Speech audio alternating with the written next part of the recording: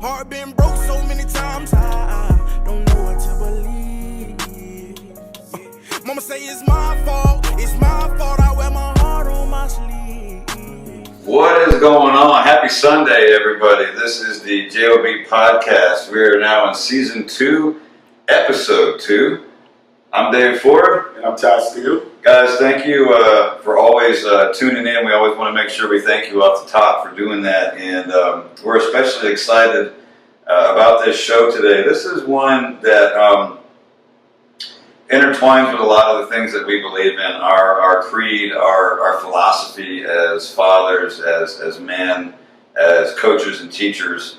And the title of it today is Sticking to Your Guns, How to Stay Strong as a Disciplined Parent. I think this was going to be tough today at some points because it's controversial. It's a controversial subject where I know you and I have viewpoints that we agree on a lot of things. Mostly, I think we agree mostly. Where we're old school parents, we believe in discipline first. We believe in respecting your elders. We believe in not questioning adults. And society frowns upon those things now. Society says that we need to be softer. Society says that we need to have feelings. Society says that we can't be so hard on our kids and that we contribute to them having anxiety, to them getting depressed. Yes. There is some truth to that. However, I think there's always been truth to that, but parents were harder on us. And we were better for that. Mm-hmm.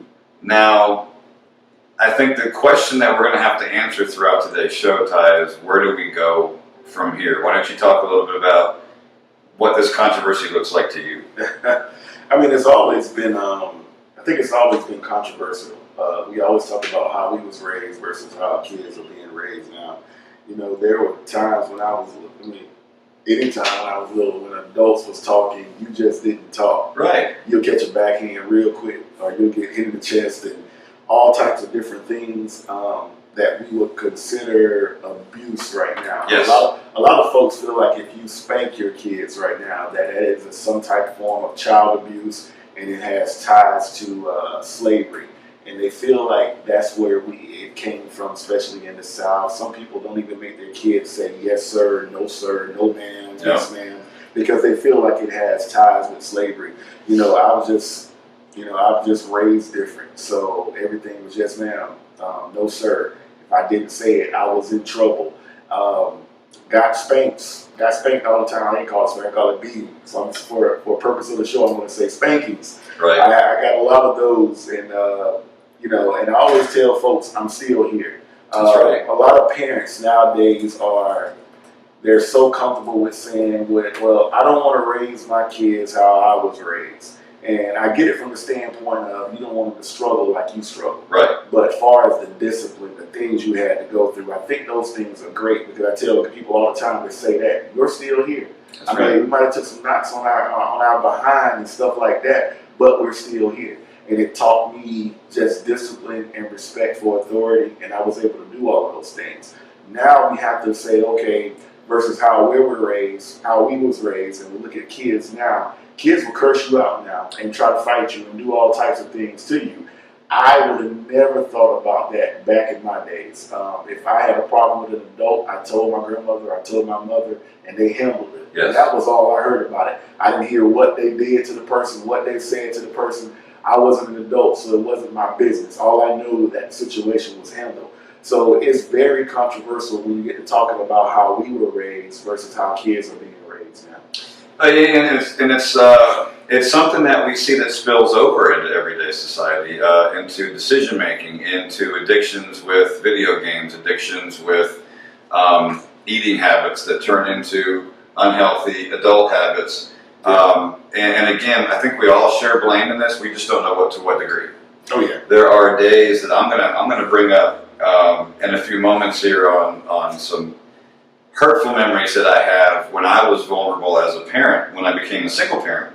Oh yeah. And it plays on, okay, what kind of parent should I be, not what parent do I want to be in that moment. Mm-hmm. And we always talk about, well, pick your battles. I pick my battles every day with my kids. There are some days I have the energy, some days I don't. There are days I question my own integrity as a parent. There are days that I don't.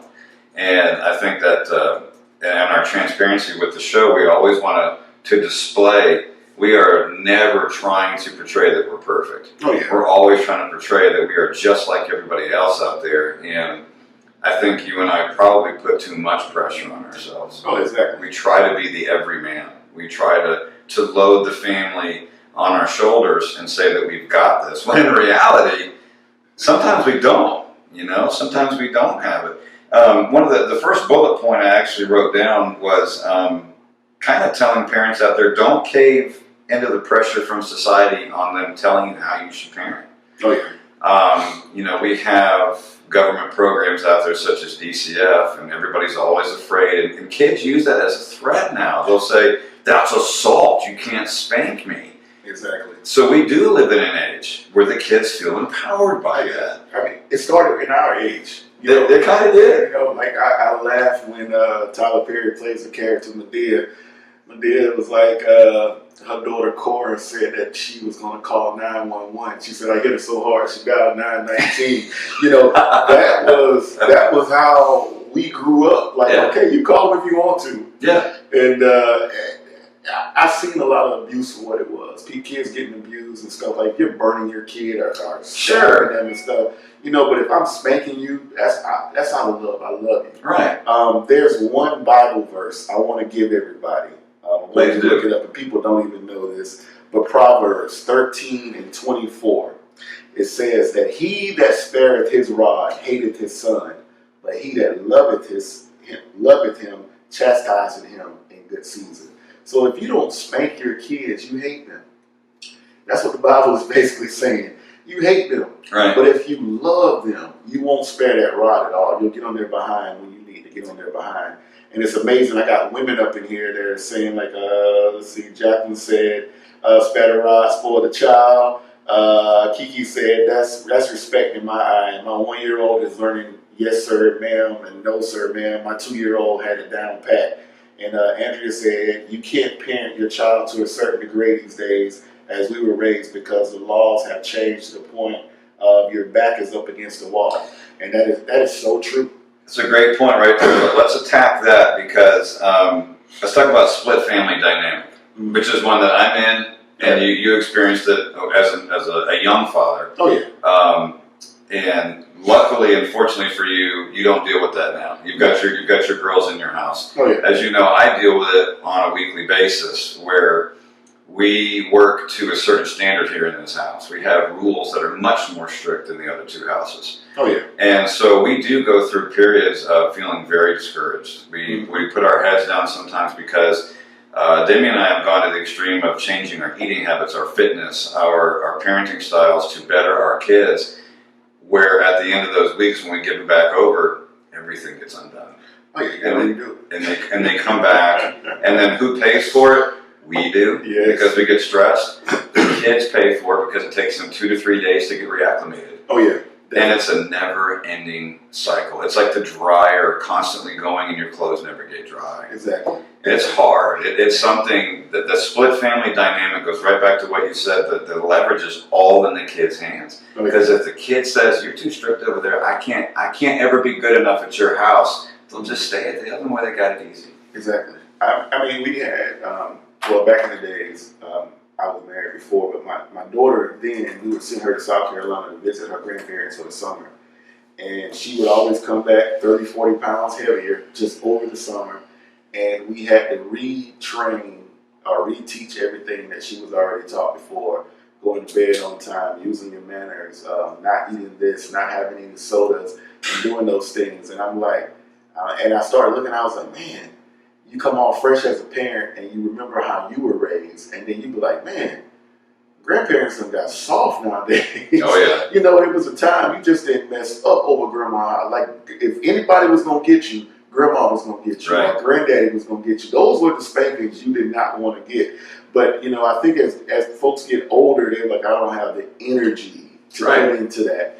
And so they kind of step back and they're like, I just want to spoil them. That's like a little version of you. Mm-hmm. And I probably should have spoiled you like this, but I didn't do it. So I'm going to put it all into this kid. And so a lot of those kids are, they love going to grandma's house or grandpa's house where there are no rules to follow, or they like going to auntie's house and doing all of those things. I, as a parent, even as a kid, I wasn't allowed to stay the night at anybody's house. Right. My grandmother just didn't allow it. She said, I don't know what's going to happen. A fire could break out. They could have sisters. I don't need nobody saying you do anything. And I was so mad about that. But as I got older, as a man, and I had kids of my own, my girls can't really stay the night with nobody. And if they got a brother, you definitely can't stay the night over there because you just don't know what goes on. We'll talk about that. Right? Is that a paranoia? Is that fear on your part? Yeah, I think it's definitely paranoia because you just don't know what goes on in people's house. Everybody raises their kids differently than we do. But when you have girls, do you really want to open your girls up to this? Now, I'm not saying have they stayed at people's house before, yes, but it's definitely a paranoia, especially if they got a younger or older brother. And you know how girls are, and you know how boys are. And right. Me as a parent, if I had a son and my daughter wanted to have a sleepover, I would kind of be uncomfortable with that because it takes one time for one person to say one thing. Oh, he touched me, or he did this, especially nowadays. So you got to protect yourself and you got to protect your kids at all costs. Yeah. Nowadays. And that's an unfortunate thing because, as you and I both know, abuse has been going on for quite some time. There was a time where it got swept under the rug, but we live in a day and age where everybody's got video, everybody's got recording devices, and things get thrown out of context all the time. You can be in the best household, and all of a sudden that household's getting thrown over the coals, and nothing actually happens. So I understand that. It's a great point to bring up. Oh yeah. You think about it. It was a Netflix show, Netflix movie I watched. I gotta Google it and figure out what the name was. But this girl, young girl, was staying next door, and her neighbor was basically a pedophile. And the parents allowed the girl to constantly keep going over to that guy's house. And he even kidnapped her and took her way out to Mexico. And it's so twisted and weird because the guy ended up manipulating the mom and the dad. He actually made the dad be gay for a second. Then he actually messed around with the mom. You've got to see. Listen, I didn't believe it myself until I watched it. It was so deep, twisted, and weird. Whoa. And but the girl ended up running away, going somewhere where the neighbor had moved away. He had opened up an amusement park somewhere. The mom allowed the daughter to go be with him for the summer. And it was basically nobody protected this young lady. And as she got older, they all sat back and told the story. I wouldn't believe the story if the actual people didn't tell the story themselves. Sure. So the mom told the story, the dad told it, the daughter, everybody was all on one page. The guy, I think, eventually ended up getting locked up, but I forget the name of it. I'll pull it up for you. I think I might have seen that. Now that you talk about it. It was so twisted. I'm like, how as a dad do you not protect your It was a daughter? documentary. It was a documentary. I have seen it. It was twisted. It was. It was beyond Made me twisted. sick. The dad messed with this other guy, Made me messing sick. with your daughter, Yeah. and the mom messed with the guy too. Look, I was like, Yeah, it made me ill. I could not make this stuff up. So I'm just in protection mode when it comes to stuff. Well, you should like be, because you only get one shot, and that's the thing. That goes back to don't cave into peer pressure from society, saying, well, you shouldn't be so hard on your kids. Well, I ask those parents sometimes too, well, if I got one shot, am I going to try as hard as I can, or am I going to be scared to try hard enough? Oh yeah. That's a no-brainer for me, and I get offended if I'm trying to parent at a certain standard, and my peers around me are not trying as hard as me. Mm-hmm. And then they'll ask me, well, what makes you think that you're a better parent than me? And I would say, well, it's not about me being better than you, it's about me trying harder than you. Exactly. It has nothing to do with what makes you better. It's just try as hard as me and put that effort in, and we can raise a society of good kids. Because let's be honest, and we've talked about on this show, we had a whole show about the generational gap and the differences. There is a gigantic shift, like an earthquake, in the dynamics of our society that's living, breathing, and going on in real time, where the creed that we were brought up with, the philosophies that we were brought up with are dying. Yeah.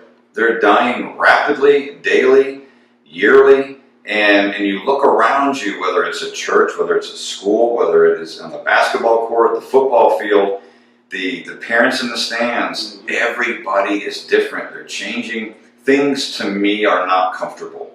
Oh, yeah. It's uncomfortable out there because I have people that have come up to me and say, "Wow, are you upset, Dave?" And I'll say, "That's just a look on my face." They're like, "Well, what's up?" I said, "I'm just thinking." Yeah. And so to me, that makes me think, am I putting off something where I look like I'm a mean guy? Or am I just deep in thought thinking, what is my role in trying to make things better? Yeah. It's a confusing time out there right now. It really is. It's definitely confusing. It's neat to know I got a lot of parents that feel the same way I do on here. Sharon Matthews said these co-ed sleepovers these days are the craziest thing I ever heard of. Andrea said the same. She said, "You're definitely speaking facts. I live by this code." And Kiki also said she's been having this conversation with her close friends. She said she's a single mother of 2 girls and 1 boy. And my oldest daughter is going to middle school, and the birds and the bees talk and liking boys is coming close. I was asked if she could play with a friend. The little girl has a brother, and I didn't know how to be reasonable about that because I immediately said, "Not today," because I need to talk with the parents. Yeah. And asked if the child could come over and stay. Now, I'm notorious for doing that. I'm like, "They can come over here and stay." Yeah. But even then, their parents got to trust me. Exactly. And but like I said, when it comes to parenting, we see the level of I really don't need to say piss poor parenting. Yes. We've seen that when it came to us being teachers. We saw daily just basic needs, basic things that kids should have, and behaviors that have been allowed for so long that need to be corrected. And if these kids want to go anywhere, be anything in life, it's certain things that they got to know. You've got to know respect. You've got to know this. You've got to know those different things. And a lot of it is not being taught at home. So do I think the kids are changing? No, I don't think the kids are changing. I'm thinking the parents have completely changed from what it was from when we were younger.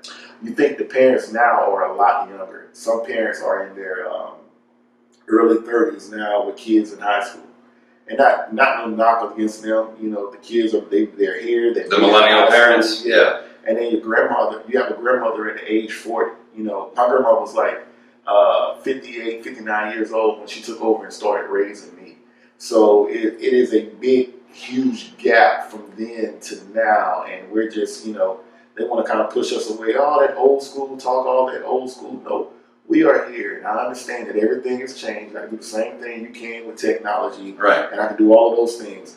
But I'm telling you, there's a level of respect that you need to learn for people that are older than you, for your elders. You need to learn emotional intelligence. Yes. You need to know how to sympathize with people. Some people just don't got it. Life is a video game. They see death on TV and they think it's a joke. Right. Well, he deserved it. She deserved it, or whatever deserved it. This week when I was watching Aaron Hernandez, we talked about this documentary. Yes. Please watch that, everybody. Listen, at some points in there, I felt bad for Aaron Hernandez. Oh, absolutely. I felt awful for him, but he made decisions that he made at the end of his life that put him in the position that he was in. But it started with his mother when his dad died, and for his mom to say, "You know what, Dad's gone now. He was kind of abusive to me. I don't know for a fact. I'm gonna go mess with a family member's husband and bring the husband in our house the very next week." As a teenage boy, you see that and your dad was your everything. That completely messed him up. So I see where the whole 360 happened, which got him to Florida, which started all his troubles, and he was allowed to constantly get out of trouble. It's crazy. It's crazy. Well, it is. It's a fascinating story, and it can teach you a lot about parenting. So definitely, please, if you have not watched that Netflix on Aaron Hernandez called The Killer Inside, and also there is a podcast out there that I showed Ty before we got on the air today from the Boston Globe called Gladiator. Yeah. It gives you all the answers that Netflix did not give you, and we all can learn from that. I mean, we both knew about Aaron Hernandez, the player. He was so fun to watch. Yeah. One of the best talents of our generation. Gone too soon by his own accord, but it shows you parenting in a microcosm of how explosive it can be for the good or the bad. Oh yeah. And in his case, it was all bad because his dad was heavily physically abusive. Yeah. He beat the junk out of Aaron, but he still loved his dad. He looked up to him. And then the mother-son dynamic, he wanted his mom to love him. He wanted his mom to listen to him. He wanted to confide in her. Oh yeah. And she never allowed him to do that. He says in there, Mom, you're going to die not ever knowing your son. And my heart broke when he said that. Yep. So, yeah, there's a lot that we can learn from that. I mean, it was what she did to him was a form of child abuse. It was mental, emotional. It was irresponsible on her part, and it was definitely devastating. And that was a turn for him. And then when you see it happen with a lot of our kids, they, some stuff is abuse. No, I'm not one to sit up here and say, hey, everything that happened to me wasn't child abuse. But some stuff is a form of abuse. And when you have that form of abuse, just what she did, and then there's an emotional abuse, calling your kids names and cursing. Like, I don't curse at my kids. No. Now, when I was younger and I did curse, I would curse around them, but never curse at them. At certain points when I was a kid, I didn't know what my name was because I thought it was stupid, something, blah, blah, blah, blah, blah, blah, blah, whatever. Right. And I never feel like you should curse at your kids. I feel like you need to be stern with them, and you need to you can't let stuff slide. What's cute today could be a heartbreak tomorrow. Sure. So if you got a baby that's cursing and doing all types of stuff, it's cute right now. But when they get older and they get to school and they start cursing the teacher out, and you have to go out there every day, and then you're going to say, oh, they're just picking on my child, they don't understand. No, you didn't do your job as a parent. Yes. That's a form of abuse right there. You not being a parent is a form of abuse, and that really has to be talked about. Leads us to the next point is don't let your emotions lead you as a parent. I've been guilty of that. Oh, yeah. I know you have too. I think every parent out there worth their salt has been guilty of that. It's just, it's not a problem with being emotional, but just have your limits. Understand that you need to control it. I think if you don't show emotion to your kids, then you're not being real with them. They're not going to think that you love them, that you care about them if you parent like a robot. Oh, yeah. Most importantly, don't parent your kids as their friend. Please, people out there. And if you get offended, I apologize, but I'm kind of sorry, not sorry. Yeah. I know that we have people listening, and I don't expect you to rat yourself out, but don't be your daughter or your son's friend. That is the cardinal sin of a parent. You cannot ever do that. You can be friendly with your child. Exactly. But don't be their friend. It's something I told young Davis at 3. I told Hannah at 6. Yes. I said, I am your father, not your friend. And they puppy-headed me. They went the whole, and I said, let me explain to you, at no point in time am I going to hang out with you like your friend. Oh, yeah. You need to always understand there is a fine line, like a hair out of your head, that separates me from being your friend and your father. Exactly. So listen, and Miss Sharon said the same exact thing about 5 minutes ago. She said, well, another thing, in my opinion, is that some parents, especially mothers, want to be their child's BFF. I always told mine, your BFFs are on the playground. Yes, exactly. And I mean, I tell mine that too. I was like, I don't even take y'all to the playground because I'm not to be played with. I'm gonna laugh and joke with you, but when I turn that other notch, you need to know I turn that other notch for a reason. And my kids, I really didn't have to be that bad bully daddy or give a lot of spankings. I mean, listen. Some of them, of course, one of them, she would try me. She had to be a believer, and she was just my child, and I knew that I was like, all right, I got to give you talks every day. I got to keep pushing you along, and we got to reiterate what I said. And now that she's an adult, she's like, Dad, you're not on me. I said, you're an adult now. Yeah. I was like, I taught you everything I could teach you. And I told you, once you turn a certain age, it's on you. Mm-hmm. So if you want to go out there and do something that causes you to go to jail, or you want to have a child, that's on you now. Exactly. You are an adult. I did my job as a father, and people need to know the definition of a father means to father alone. I fathered her along as much as I could. Now it's her time to be a good human being and learn what she's been taught. I said that just this morning. We were coming back from the store, and as we drove up in the driveway, I said, you know what? When you're a parent, my belief system is you feed them, you clothe them, and put a roof over their head. You don't owe them jack squat after that. And you say that to a lot of people, and they're like, you owe them for life. I'm like, no, I don't. Everything else is a bonus. Yes. When I get you to being an adult, whether, society says adult is 18, even though you and I both know we were not adults when we were 18, especially males. Oof, I needed 10 more years. Oh my gosh. Even when I became a dad at 27, I wasn't ready. I was scared to death. Oh my goodness. Circling back to don't let your emotions lead you, I'm going to share a personal story because I always think it's important for our listeners out there to know how human that we really are. Oh yeah. When I became a single parent and my ex decided to make some decisions that she wanted to do and go down a road that I was not going to follow, that was a time where, as much as I loved being a dad and I knew that God had chosen me to be a father, there were days I didn't want to be. Mm-hmm. There were days I wanted to call in sick, so to speak, to the big boss and say, I don't think I can do today. Mm-hmm. And that was some of the darkest days that I've ever had as a man. It was not feeling I had the physical, emotional, mental strength. I was like bankrupt across the board, and I'd have to look in my kids' eyes and come up with the correct things to say.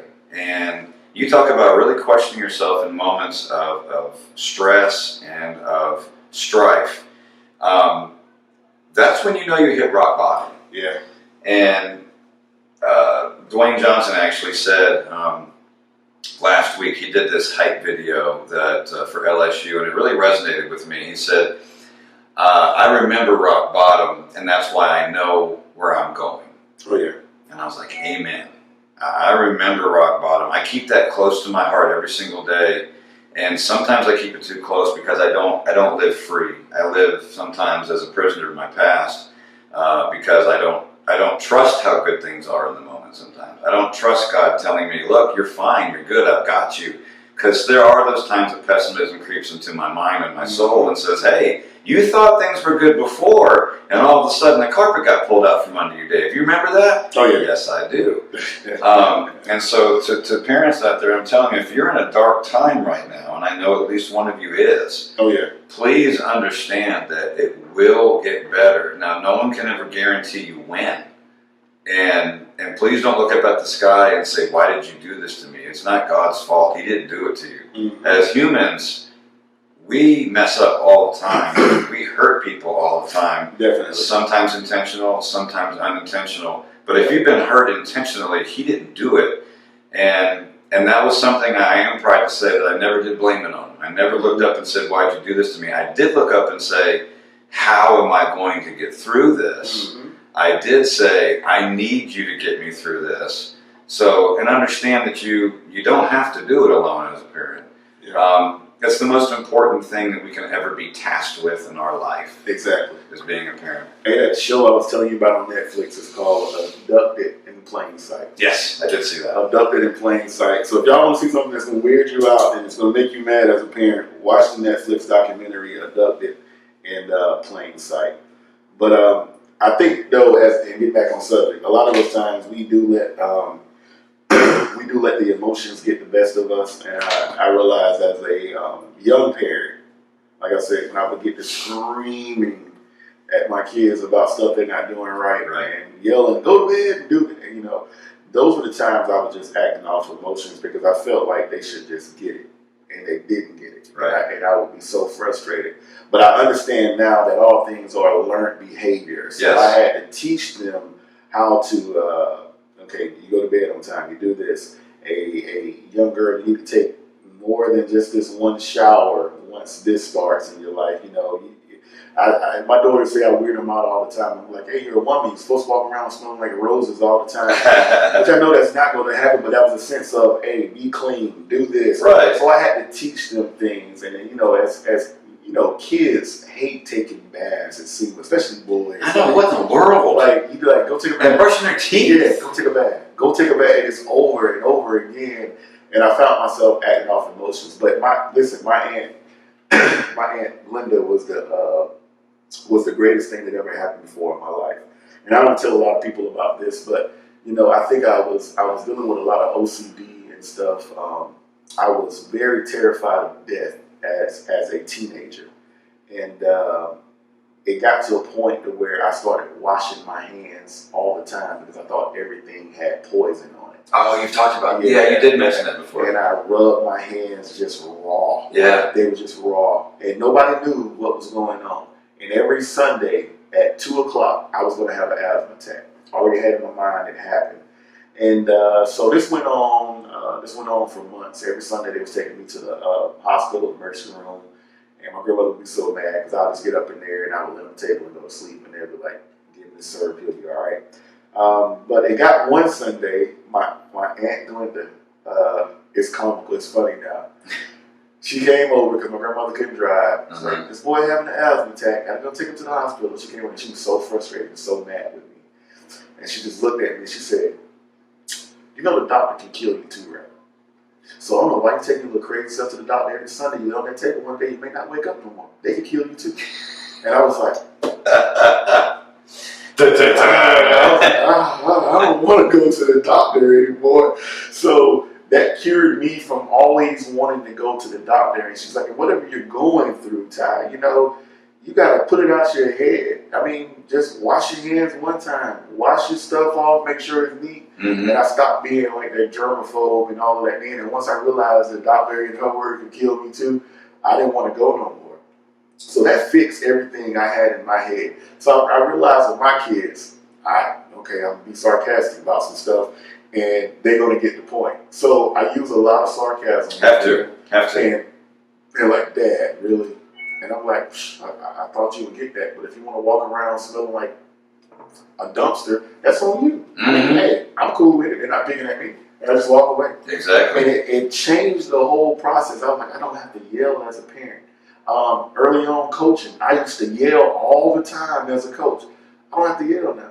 I'm like, all right, everybody. My semi-pro football practice the other day was a prime example. I was trying to talk. Those guys kept talking. They grown men. Yeah. They just kept going on. I said, all right, everybody down the line. They was like, what? I said, yeah, we're running. We're going to run until I get tired. Because I'm not going to tolerate that in my practice. And if you want to be dedicated, just be dedicated. If not, go home. You got kids. You're a grown man. They pay to play, don't they? Yeah. Like, you don't have to. But we're going to be disciplined on here. We're not going to take the same crap. And then they was like, man, he didn't even yell to do it. But it was, and when I do have to yell, that's when they're like, serious. So I save those yellings because, you know, I'm older now. I ain't trying to yell all the time. But I figured out different ways to communicate. Same parenting I got as a kid, but I just figured out a different way to do it to make it my own to where my kids understand.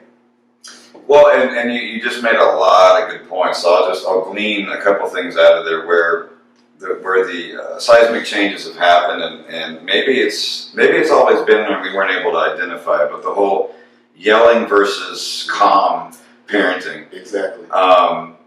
The calm parenting is the thing that's in vogue, and it's been there for a while. And but you and I struggle with it. Yeah. Because we were raised where if there was a point to be made, the voice went up. Yeah.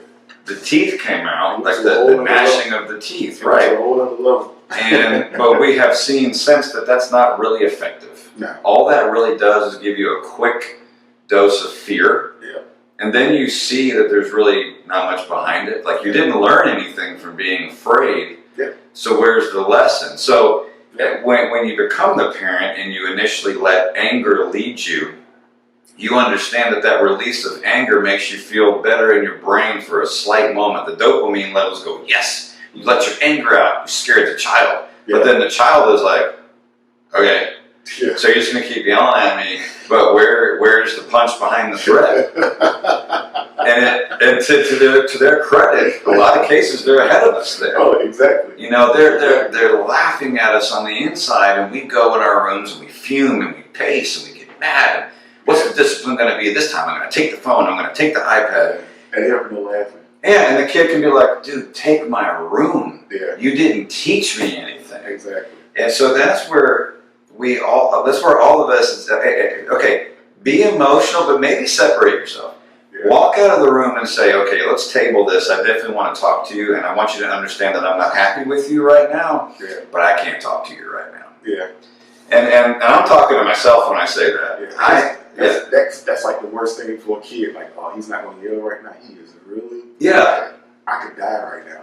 Exactly. So that makes it effective. Oh, it's definitely effective. It doesn't feel good to us because we want to be angry. Sometimes we eat that. It's like, you rage as a male. Yeah. And even for females out there, you rage too. Yeah. But man, it's the wrong thing. It's so wrong. It's really the same thing as punching somebody. It can make you feel good for a split second. Yeah. But then when everything settles down, you look around, you're like, oh, wow, I just did something really bad.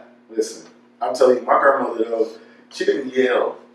Sometimes she yelled was like calling my name for me to go do something for her. But like when she was mad at me, I didn't even see it coming. You know, she'd be talking to somebody and I'm standing behind her and she's talking and I say, no, grandma, and she keep on talking. I'm like, yeah. She's not the pause in me. Listen, I couldn't breathe. It shocked me. And and as a kid, I felt so disrespectful. Like, this woman just hit me in my face. Oh, but I learned not to do those things to set those triggers off. Is it right?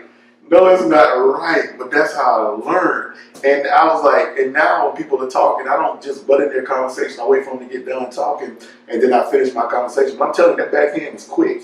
And then when she was mad, she was like, now, why wasn't we at school today? And I'm like, dang, most parents would be yelling. I'm like, I went to school. So you're gonna lie to me now? That's what you're gonna do. And by that time, the belt is coming out. I'm like, man, she already knew. And then we got so smart, we started hiding her belt. But this lady kept switches beside her chair.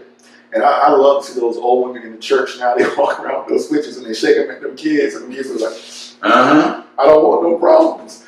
But so many folks are scared to parent. My grandmother always said, I'm going to beat you so the police never have to beat you. You're going to learn to respect authority. You're going to learn this before it gets bad. So I learned that at an early age. Did it suck? Yes, it sucked. Right. And I know people are laughing and they're like, man, that is so harsh. I mean, listen, you kept talking when you was a kid in our house, you get popped in the mouth. And it wasn't hard to break your teeth or nothing, but do you imagine just talking to somebody, you like, well, it's the same effect as if you spray a cat with a bottle. It was so embarrassing because your cousins are sitting there and they're like, oh, he just got hit. And they're laughing. Yeah. But laugh if you want to because you don't get it. That's right. Somebody would get hit. We'd be like, yeah. And then it got to the point, sometimes they were getting, the older folks back in the days, like, listen, they'll get to a point where they didn't have it with the kids. So my grandmother was a firm believer of, all right, it's 5 of y'all, like, all y'all line up. Just everybody line up right now. And you'd be like, I didn't even do nothing. Well, just, you're going to get it too because he getting it. And then we learned how to police each other. Exactly. We better not do that because mama going to get us. What's wrong with you, man? You finna get us killed. Accountability. Yes. And so we policed ourselves and we taught our kids. I mean, we basically, it was different eyes when she wasn't there. So I was going to watch out for my cousins when she wasn't around because I knew if they got in trouble, we was all in trouble. And they didn't like the fact that I ran my classroom like that. But I made my classroom police themselves. So I don't have to constantly say, sit down, be quiet, stop. I was able to teach and get a lot of lessons done because I figured out, let me make my class police themselves. And that's what's missing nowadays. Kids are not policing themselves like, man, I bet you won't do this. I bet you won't do that. Exactly. And then the next day, he's not in trouble no more. They're going to take the Xbox for a couple of hours, and then he's right back outside the next day. And it's funny to them because there's really no true consequences. We give our kids so much now to pacify them, to keep them out of our hair, that we don't parent anymore. Right. Xbox is raising our kids. PlayStation 4 is raising our kids. Instagram, TikTok, all these different social medias are raising our kids instead of us sitting down raising our kids. I had the best time with my daughter the other night because she learned a hard lesson. She wanted to go to the basketball game, knowing she had a test the very next day. She went to the basketball game. I came and she was like, Dad, I need help with my homework. I was like, oh, sweet. We're going to be up to 12 o'clock until we get it. And we sat up to almost 12 o'clock until she was like, but I'm sleepy. I'm like, no, you have got to learn accountability and start being responsible for your homework. Exactly. I can't take the test for you. So common sense would have told me, I got a big test tomorrow. I really don't need to go to this game. I'll catch another one. or let me get my studying time in, or start preparing myself all week so I can go to this game. So she learned the lesson that I had to learn many nights. And she hated cramming stuff. So I guarantee you she won't do that anymore. I mean, you think there was times, I don't know about your mom, but if you left the dishes in the sink and went to bed, they would wake you up. They would purposely wait at 1 or 2 o'clock in the morning, wake you up and say, get up and then wash some dishes. Well, it was the same effect, but it would be like, well, Mom, we don't have anything left. To say, okay, well, they're right there. You can wash them. Oh, yeah. Same thing. Oh, yeah. You know. Oh, yeah. You shared your daughter's story, so I'm going to share one that I had. I guess back on Monday, where I was asked through text if she could hang out with her girlfriend this weekend for her birthday party. Mm-hmm. And I said, well, you know, I've stayed off your back with the grades thing for a little bit. I said, but let me ask you this. I said, okay, based on what you know about my mom, you know, her grandmother, I said, based on what you know, I said, you know, the rules were simple. It was take care of business in the classroom, Mm-hmm. and you can have your freedom to do what you'd like to do, and then you can ask for permission. Yep. I said, so I would take care of what I needed to do all the time. I said, so if you were me, would you allow yourself to go on the sleepover knowing what your grades are? And I just laid them out for her. that. And I said, so if you can answer that question maturely, then we can discuss it. And the cool thing is it worked. Mm-hmm. I didn't have to get mad. I didn't have to put exclamation points in the text to let her know that I was upset. Yeah. She actually got it. And I felt like that was a win. Oh, yeah. You know, and because you know me, I transfer everything in life to winning and losing. Mm-hmm. And in my heart, that made my day. Where I was like, I actually got through to her. Yeah. Because so many parents, we walk around and we just feel good. We're like, wow, I missed again. Mm-hmm. I missed the target again. And it's something where we have a mutual friend, Rollin, who is the dad of the Carpenter boys. Oh, yeah. He and I have gotten to talking a lot, and I stopped one day, and he was really, really frustrated. And I got quiet, and I kind of leaned into him. I said, dude, look, I understand. You're upset. I understand that you're really emotional. I said, the problem with all of us as parents, the unsolvable question and the unsolvable issue is that we can do everything. We can lead by example. We can lead them to the pond. We can show them all of the good things that they should do and how to lead their life, but we can't take our brain and put it in them. Yeah. And I said they have to go through life experiences, and they don't feel the pain that we do. They'll complain and say that we're mean. They'll complain and say that we are being wrong to them. And I said that they don't understand the frustration and the pain that we go through, because all we do is we love them. Mm-hmm. And that was something that I ended the text with my daughter today. As I said, I just want you to understand. I said, always know, please, that I love you and you are cared for, and I only say these things because I want you to be a responsible, productive adult. Yep. Yep. I mean, that is definitely a win once they get it, and you're like, oh, all my talks worked. My daughter that is in college in South Carolina now, like, you know, I know she's not going to do everything right, but we've had so many conversations about what will happen if you do this, and this will go on if you do that. And now, as you know, as she's there, she's in school by herself. She's 2.5 years in. Yeah. She'll be a junior next year. It's just like, she's like, you know, Dad, I'm not going to go out. I'm not going to do this. I got to get this paper done. I got to get that. And then when she said, I'm double majoring, you know, Mm-hmm. and she's like, I got to work harder. I got to do this. I got to hustle. And it's like, she gets it. Yeah. And I know, and I tell her, I said, listen, I'm glad that you get it. I know that you're going to mess up and you're going to fail. My thing is, just don't lie to me. Exactly. So I can definitely help you. And if you have questions, don't be afraid to ask. And it makes me feel good as a dad. I'm like, all right, you get it. Mm-hmm. You get it. But I know you're going to mess up. And it's kind of like we don't look at it now, and I tell folks, I'm about to get spiritual right now. We don't look at how much God really loves us. The same love we have for our kids is the same love that He has for us. He was like, Ty, you blew it last week. Oh my God. Mm-hmm. But I still love you.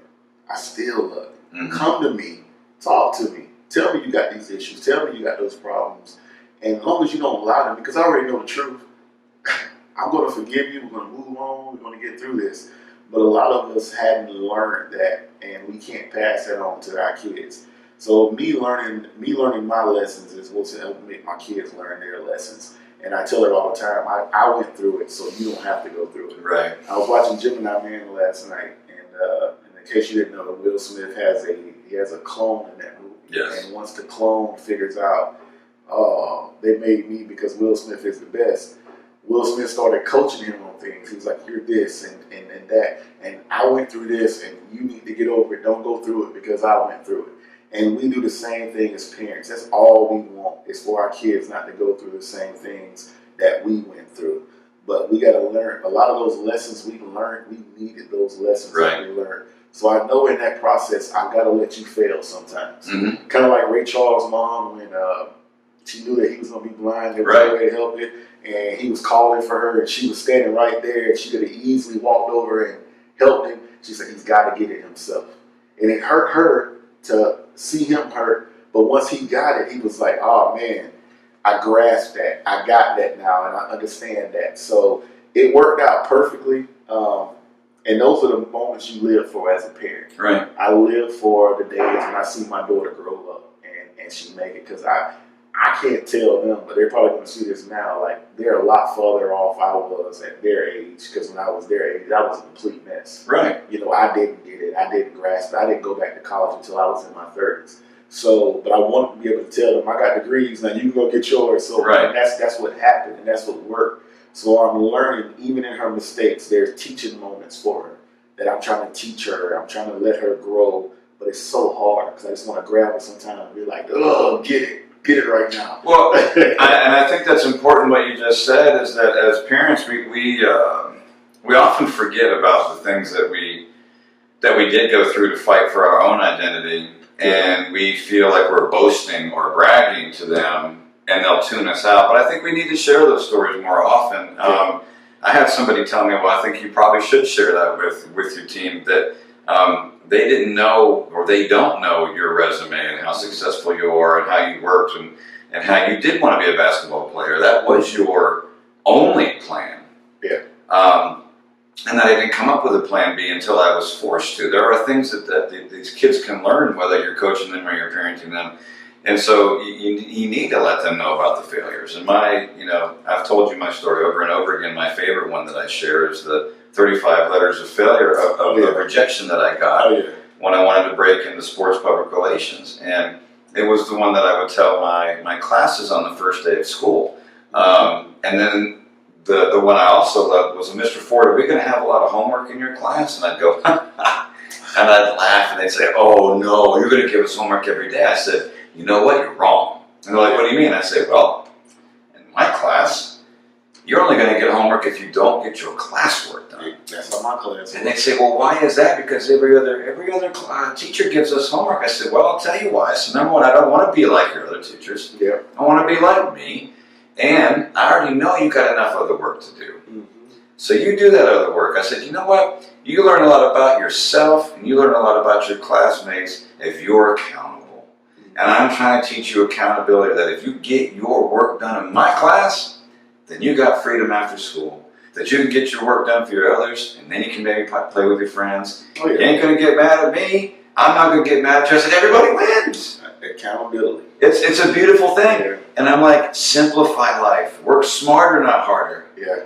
You know, and in a microcosm, it's not really what parenting is. I think parenting, you always have to work hard. Mm-hmm. You can try to get smarter about how you parent, but parenting is that thing that you've never arrived. It's the true equalizer. It is the true.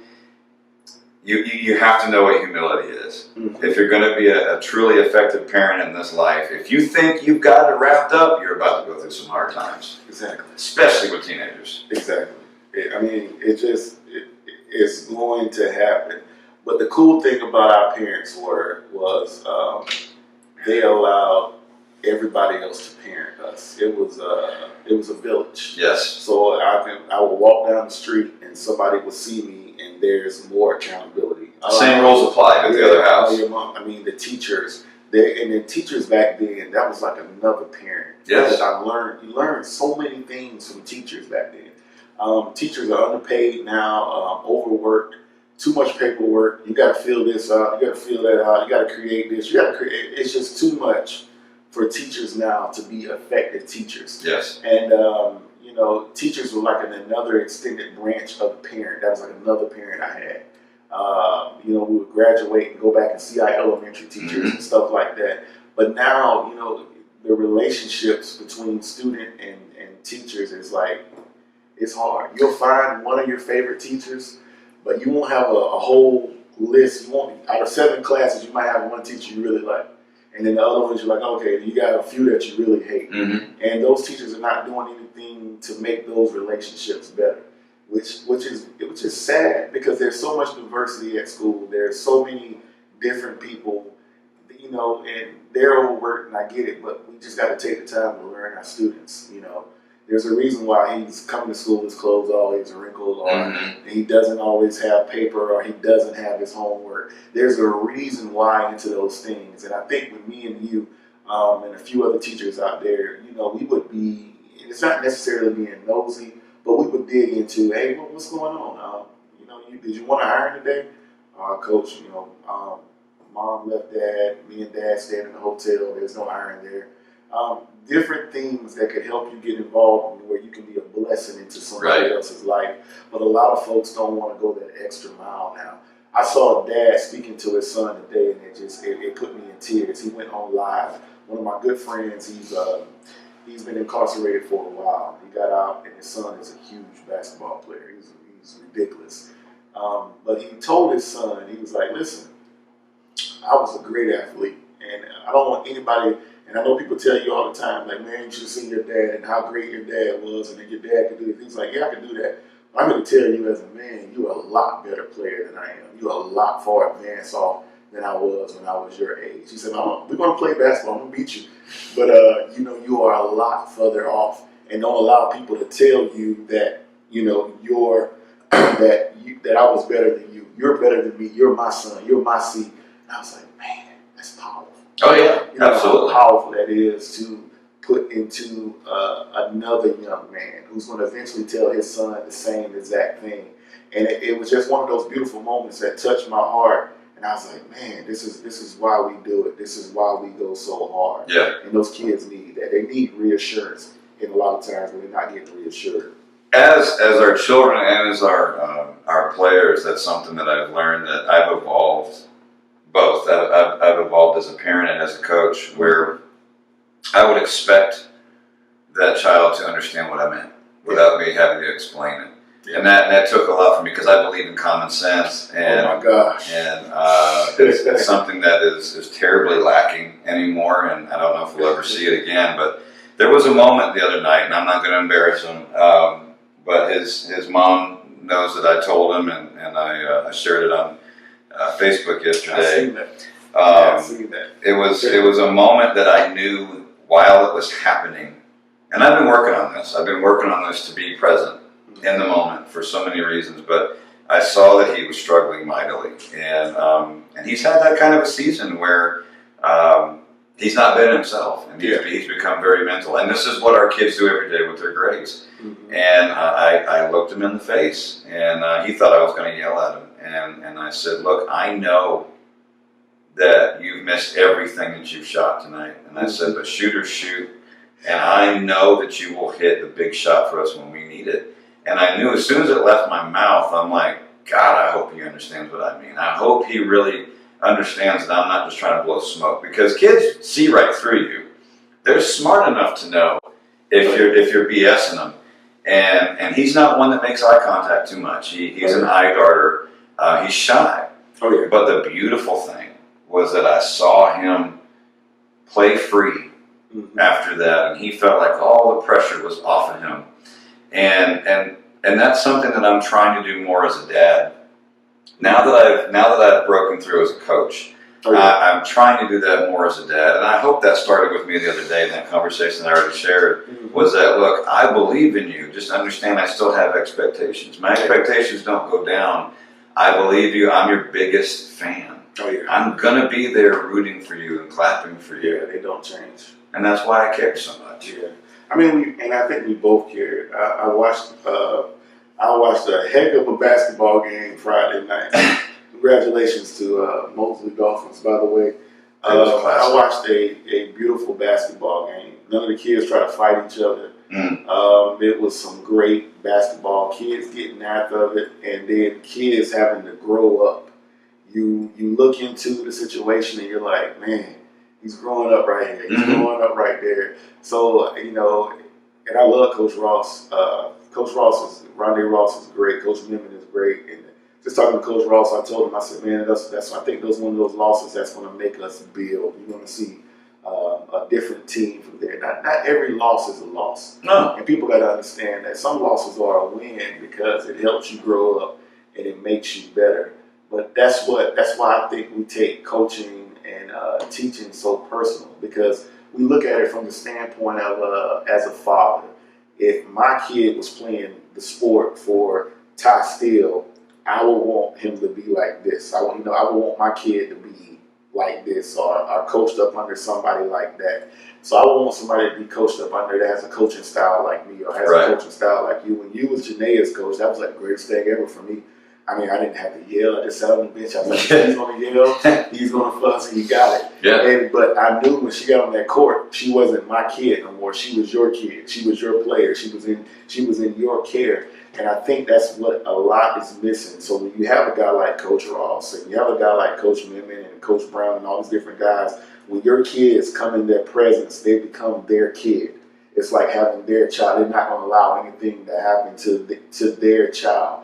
But a lot of parents, they get to a point where they feel disrespected. They feel like their kids should be getting that playing time and this playing time. And then you have to humble yourself as a coach and be like, well, am I doing something wrong? But I mean, everybody, listen, we're not giving out participation trophies.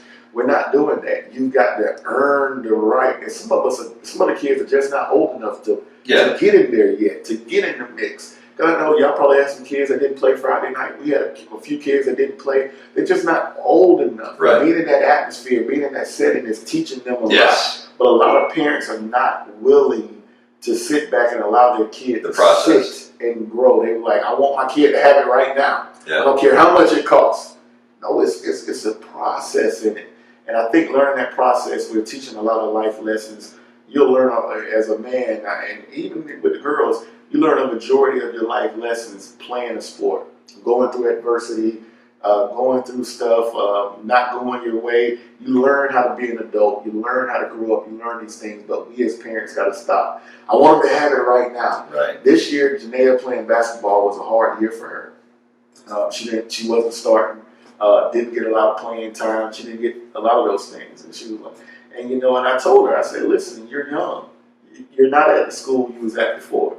They got some ballers on this team. So all you're going to do is learn from this. It's going to make you better next year. Because guess what? You're not going to quit. Exactly. I'm not going to let you quit. Finish what you started. This is going to make you better. And she ate her humble pie, and now she's hungry for next year. But what if I was the parent that wanted to go up to the coach and go off on him and fuss? I purposely did not talk to the coach. Purposely did it. Because I didn't want nobody to say, Coach Ty got his daughter that position. Right. And no, I want it to be something that she earned. She has to be earned. Just hush your mouth. You're about to get thrown out the jail. Just Sharon, I'm trying not to. I got a lot of comments I need to get to real quick. Listen, I'm not ignoring y'all. Andrea, she said, my mother didn't yell, but I do to my kids. My kids will take you there, but I'm learning to stop the yelling because it doesn't work. Just makes my throat hurt, and they look at me like I'm crazy. Then we got another one on here. I seen Bo. I used to coach Bo at Rutherford. This is what Bo says. Take that time to understand your students and kids. It really means a lot and meant a lot when you took the time out to understand me, Ty. And I would greatly appreciate that. And thank you for your father figure, coach and male and role model. Appreciate you, Bo. I'm still gonna make you do OTIs. I love you, though. And Mr. Nika says students need to feel a connection in order to learn from their teachers. Now that is powerful. Yeah. We have the opportunity to change lives. We should make the most of it. My live on my Instagram is about to end. But I'm gonna bring y'all back in as soon as it ends, so don't take that personal. But I mean, there's so many folks out there commenting today, and I really respect. I'm hearing from teachers, I'm hearing from parents, I'm hearing from women. It's not just one side, and we're here to let you know as dads, we get it. It's hard, we get it.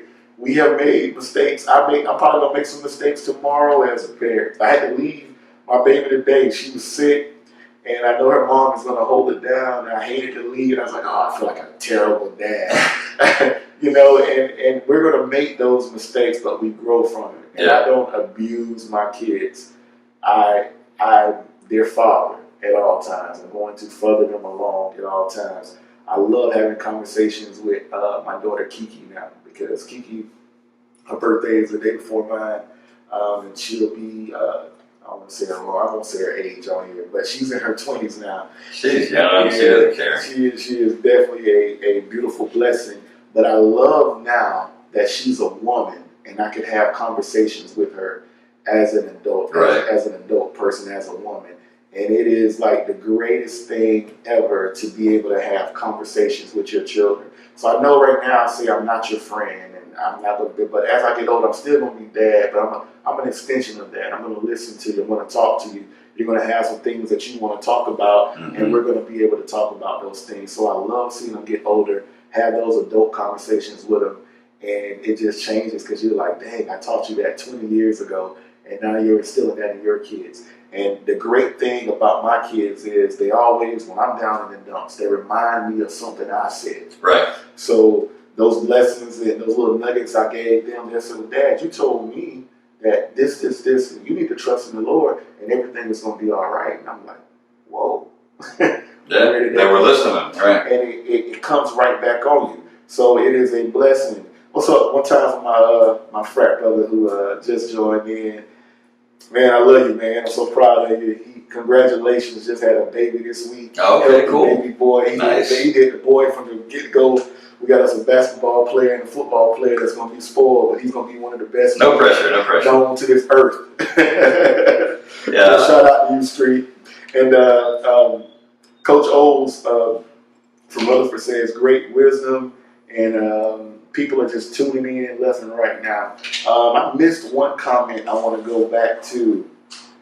Paula says, we as parents love our children and want them to have better than we had. At the same time, we can't allow them to be disrespected to adults, authority figures without consequences. We have to stand firm with their punishment and set a standard for them. And that was I told you my grandmother's main thing as I was growing up. She didn't want me to do anything that was going to cause me to get into jail or go to prison or do anything like that. So she's like, I'm going to get all of this out of you. I'm going to beat everything out of you. So there's none of that later. And change your thinking. And she changed my thought process. But when I had daughters, I'm like, wait a minute, now you got soft. What's wrong? And my grandmother always wanted to have girls. She had boys. And then she had my aunt who she raised. And but she always wanted a girl. So when I had girls, I think it changed for her. So, I was like, you done got soft. Because that was me. She was like, shut up, boy. You don't know how to raise no kids. Well, and that's the thing about aging. That's the thing about aging. We do get soft on things. Oh, yeah, we definitely get soft. Your taste in music changes. Your taste in what you want to watch on TV changes. You start realizing your mortality. And parents, we evolve just like every other phase in your life where you're like, well, this isn't working. I need to change it. This is working. I don't want to change it. And you try to meet in the middle somewhere. Yeah. And that's where you can tend to get confused. And that's where you get judged by other parents, and then chaos ensues. I think the lesson that we all need to learn today is that each kid's different. Yeah. And I said this out loud in the car today too. Is that I tried to believe younger that I wanted a parent uniform across the board, and you just can't. It's not gonna happen. I know the strengths and weaknesses of every child in this house. I know what I can and can't say to every kid in the house, but that took a long time for me to get there, because to me, I'm impatient. Everybody knows that about me. My biggest weakness is that I try to get to the crux of the problem, quit it, nip it in the bud, fix it, and let's move on. Right. It doesn't work like that. You got to discuss, listen, assess, and sometimes you have to do that 20 times before there's a breakthrough. And so I hope that's the moral of the story today, is that this is never over. You've got to continue evolving. You have to continue to try and try to do new things as a parent. It's just like trying a new food where, oh, I don't like that. Okay, when's the last time that you tried it? There's certain foods every year that I will try that I haven't liked, but I just want to see if my taste buds change. Parenting is no different. You have to see if maybe you are wiser. Oh yeah. See if you read something. Hey, maybe I should try that too. Real quick, you were talking about the game. I actually don't have any commentary on the game itself. What I took away from it, and I can tell you even now, win or lose, what I got out of it was we were a part of something that was greater than us. Exactly. We were a part of something that by default, our belief system, our parenting, our fathering of those boys in a way was on the court. The sportsmanship that I saw from both coaches, they were, Coach Memon and Coach Ross were actually joking with 3 minutes left in the game when it was still in doubt. Oh yeah. I looked over and I saw that and I'm like, I've never seen that before. Oh yeah. And I knew in the moment, I'm like, this is something really special that I'm going to take with me the rest of my life. And seeing all of the kids and the parents, like half of Lynn Haven was in the gym that night. And there were so many people there that they were right by the out of bounds line. It was a fire hazard. And I'm like, this is truly a beautiful thing. This is why I keep coaching. This is why, because I've learned lessons where I was miserable last year and I was asking myself, why are you coaching? And so God was telling me, hang in there, man. Hang in there. The glory is coming. All of the good times that you've been wanting and grinding and working for, they're coming. You just have to keep putting your hat in the ring. That's what parenting is. Yeah. Parenting is the ultimate taskmaster. It is the thing that is whipping you into shape every single day and saying, look, man, if you thought you had it tough yesterday, it could get tougher today. And if it does, you're going to be okay. Trust me that you don't have to do this alone. And if there are parents out there struggling with, maybe you take too many drinks in a day, maybe you're looking to go to the wrong place at night when your kids are in bed, please don't do that. There's no judgment here, but please don't do that, and understand that you're not alone. If you think you're alone, there's always someone you can speak to. And if we can be that conduit for you, if you want to message us in private and say, do you have any insight on this? Have you been through this before? If we haven't, we'll tell you. But if we have, we can offer our advice, and you can take it or leave it. And that's why we do these shows. Any parting shots? I know we got to wrap it up. Yeah, I'm looking at Mrs. Matthews said something, and she said that these kids need to be grounded in some type of belief. And I'm gonna tell you,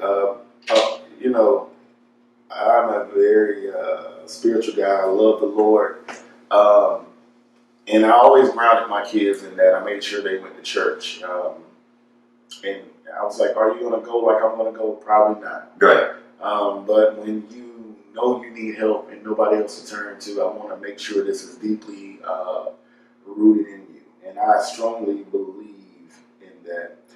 There's one young lady that's on my Facebook. I won't say her name, but she doesn't believe in Christianity, anything like that. But she is definitely spiritual. And I don't even know what her religion is. I seen her daughter praying with they have I don't know what type of bowl it is, but it was making a noise. She was making something go around it, and her daughter was praying. It was like one of the most beautifulest things I've ever seen before in my life. Now, in my religion, we are taught that all other religions are bad. This is the one true religion. Right. I don't knock people for their religion. Your belief is your belief. Mm-hmm. As long as you believe in something, I'll tell you about mine if you want to know about it. And I'm going to tell you how good God is. Mm-hmm. And I'm not going to force that on you. I think a lot of stuff, God doesn't even force himself on you. No, so I don't think I should do that. But I do believe our kids need to be deeply rooted, spiritual, grounded in different things. And the Sharon, you are definitely right.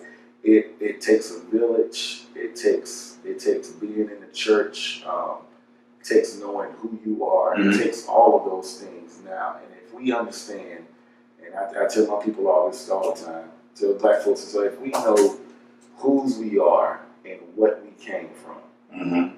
we would appreciate so many things that are before us now.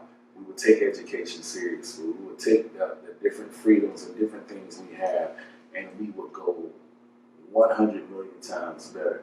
One of my favorite teachers in school was my wife's grandfather, Mr. Dennis. He is gone on to be with the Lord, but he taught Black history at Rutherford.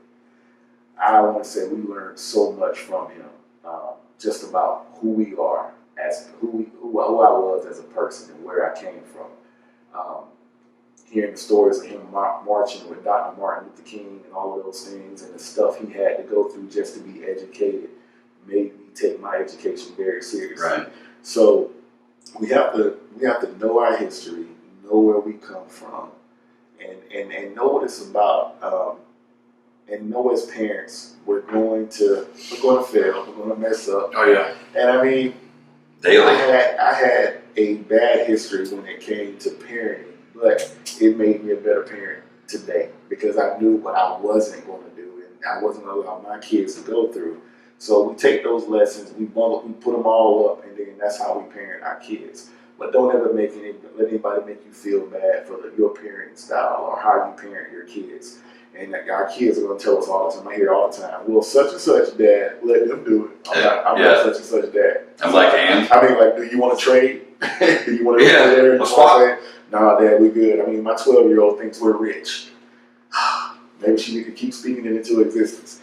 But I see parents now that are scared to be parents. Yeah. And they're trying to parent like somebody else. And then a lot of the parents are trying to live out their dreams through their kids. Know that your kids are going to be different, but your parenting style shouldn't change.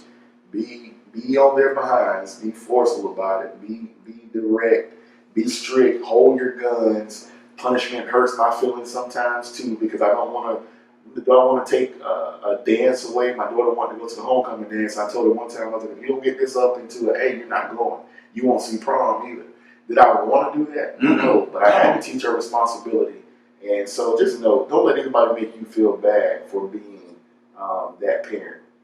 Absolutely not. Self-respect, dignity, and character are the three things that I teach more than anything, and I don't waver on those. I will never compromise myself. That's the way I was raised, and I tell people, you know what? There's some things I'll change about myself, but I'm not changing all of me. I like who I am, and it's what got me here. And am I infallible? Of course not. As parents, man, we mess up every day. It's just to the level of the mess up. Can you fix it? You don't want to mess up so badly that you deter the path that your child may be following, aka Aaron Hernandez. So, if your child's on a successful path and you've been hard on them, just make sure you're not too hard to where you crush their spirit. If your child is lazy, find a way to raise the spirit, probably without yelling, because they're already so low that they could go lower. It's finding the happy medium. It's trying new ways to parent. And again, lean on us if you want to. If we don't have the answer, we'll try to find it. You know, we're both highly educated guys. We're not professionals, but we will try to help you out. That's about it, because it's time to get to some football. And I got one more thing. Go ahead. We started my fraternity, as you see I'm wearing it right now, Omega Psi Phi. We started our fatherhood initiative last Saturday, not yesterday, the week before that, where we're mentoring young men. On paper, I think I got about 15 boys signed up. Okay. It's going to be great. If you have a son out there that is between 8 and 18 years old, we encourage you to bring them and get them a part of this program. Is there a website or anything? They can just message me. Okay. Tell them to message me, and I'm going to ask for information, mainly your son's name, his birthday, how old he is, and I will of course need mom or dad's name and phone number so we can put them a part of that list. There's no cost to it. We're going to teach the young men how to groom themselves. People don't know I have a barber's license. We're going to teach them how to tie ties, wear suits. We're going to do all types of different things. Teach them to be That's great. Great men. and we're going to have something special for the moms at the end of our journey. And I do believe we're going to follow those boys along. And how long does this last? It's probably going to be about 6 to 8 months, just depending on what we teach them. My main goal is to keep these boys on up until they graduate.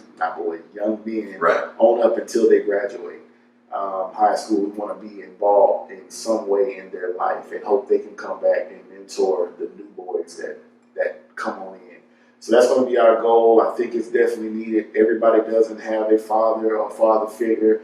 A lot of these guys in my fraternity, we got a lot of engineers.